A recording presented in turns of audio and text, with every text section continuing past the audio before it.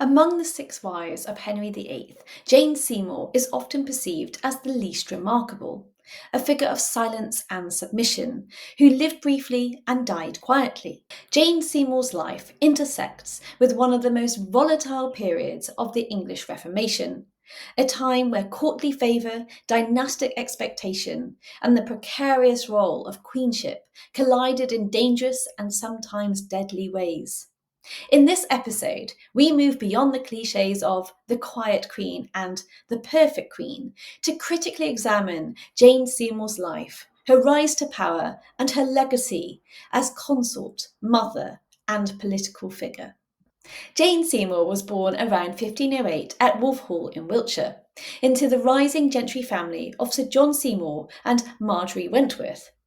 Though not of royal blood, the Seymours held extensive lands and courtly connections, and their fortunes advanced steadily under the Tudors. Unlike Catherine of Aragon or Anne Boleyn, Jane received a relatively limited education. While she could read or write, evidenced by a surviving signature, her instruction focused more on household management, needlework, and the moral virtues of chastity, humility, and obedience. These were not incidental traits, they were central to the Tudor ideal of noble womanhood, and later became defining features of Jane's public persona. But it would be a mistake to interpret these qualities solely as personal characteristics. In the context of Tudor court life, modesty could be political, silence could be strategic, and piety could be performative. Jane's early experiences at court came through her service as a lady-in-waiting to Catherine of Aragon, Henry VIII's first wife and queen for over 2 decades. It was here that Jane witnessed a model of queenship rooted in dignity, devotion, and moral authority, a standard that would shape her own approach to royal life. She observed Catherine's resilience as Henry began to seek an annulment, she watched the court fracture under religious and political tensions, and she saw how a queen's influence could be eroded not only by policy, but by personal ambition. This was, in many ways, Jane's first lesson in the politics of queenship, a lesson that would serve her when she stood, years later, on the edge of power herself. By the early 1530s, Jane had entered the service of Anne Boleyn, Catherine's rival and eventual successor. This continuity of service among the Queen's attendants was customary, but not without significance. Jane had now served 2 queens, one cast aside and one crowned through controversy, and by 1536, Anne Boleyn's influence was waning. She had failed to produce a male heir, and her political enemies were swarming. Into this fraught atmosphere stood Jane Seymour, whose outward demeanour stood in stark contrast to Anne's brilliance and volatility. Henry VIII began to court Jane seriously, but like Anne, she refused to become his mistress. With the encouragement and likely orchestration of Jane's ambitious brothers, Edward and Thomas Seymour, Jane maintained her virtue as a form of leverage. Her chastity became her currency. And in May of 1536, Anne Boleyn was arrested and charged with adultery, incest, and treason. And just days after her execution, Henry married Jane Seymour. This rapid sequence of events even shocked hardened Tudor courtiers. In Henry's eyes, Jane represented restoration of order, of morality, and crucially, of the hope of a male heir. Jane's time as queen lasted just over 17 months. Yet within that brief period, she carefully fashioned a model of queenship grounded in traditional virtues of humility, obedience, and domestic piety. She didn't engage in overt political disputes, nor did she assert herself in religious debates, as her predecessor Anne Boleyn had done. Instead, Jane operated within a more conservative mould, one that pleased Henry and reassured a court still reeling from scandal and upheaval. But queenship, even in its quieter forms, could be political. One of Jane's most significant, if understated, interventions was her effort to restore peace within the royal family, particularly between Henry and his eldest daughter, Mary Tudor. Mary had been declared illegitimate after Henry's marriage to Anne Boleyn, and she had endured years of emotional and political marginalisation, Jane, who had once served Mary's mother, Catherine of Aragon, seemed to approach Mary not just with sympathy, but with a sense of familial duty. She actively petitioned Henry to reconcile with Mary, reportedly requesting her return to court. Although the reconciliation required Mary to formally acknowledge her father as head of the Church of England and to accept the annulment of her mother's marriage, which was very hard to do, Jane's gentle advocacy played a pivotal role in bringing Mary back into the king's favour. This was not merely an act of kindness, it was an assertion of queenship through the role of intercessor, a role deeply rooted in medieval and Tudor expectations of consortship. The queen was not simply a wife, but a mediator between monarch and subject, father and daughter, crown and conscience. Yet, notably, Jane did not extend the same maternal or diplomatic concern to Elizabeth, Anne Boleyn's daughter and Mary's half-sister.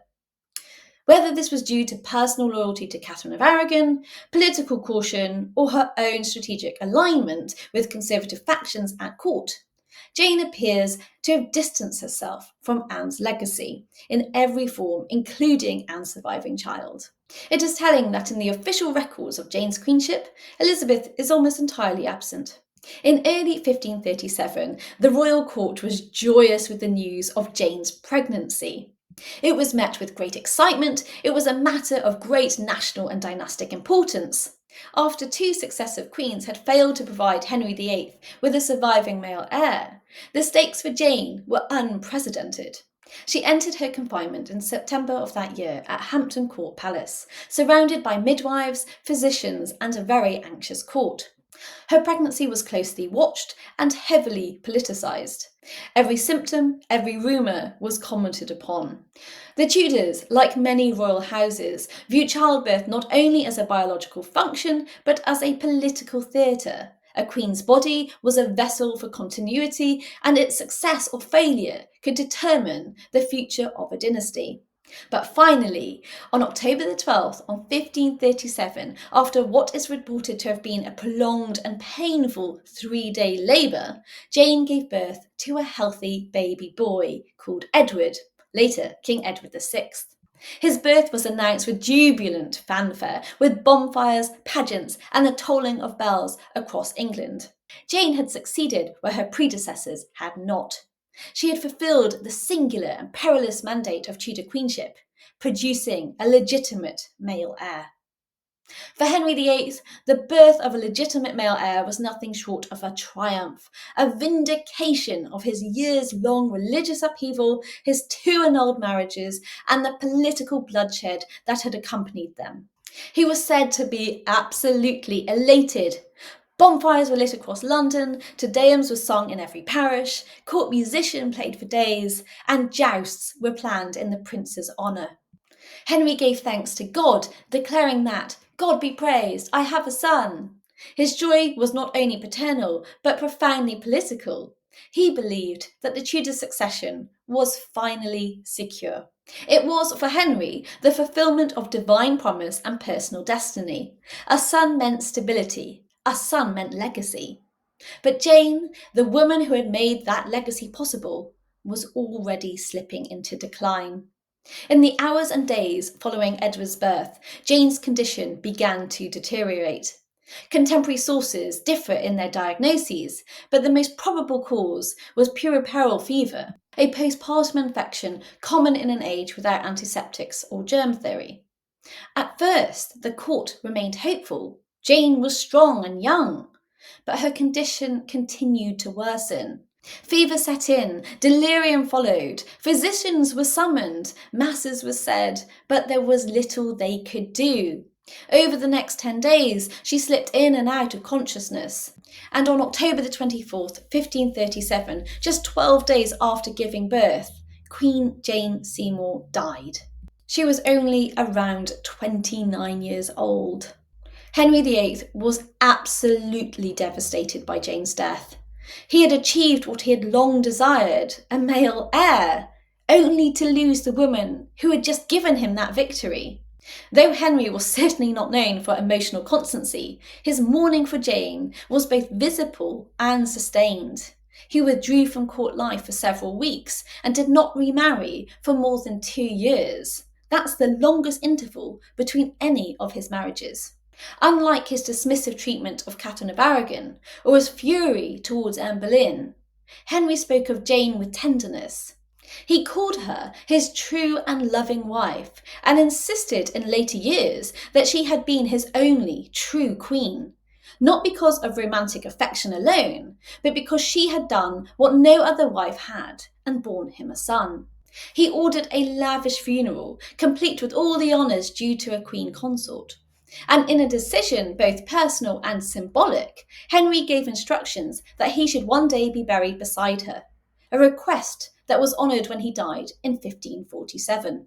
In death, Jane Seymour became not just a symbol of memory, but a symbol of ideal queenship, maternal virtue, and dynastic triumph, however fleeting. Historically, Jane Seymour has either been treated as a saint or a cipher, celebrated for her obedience or dismissed for her lack of agency. But both views flatten the complexity of her role.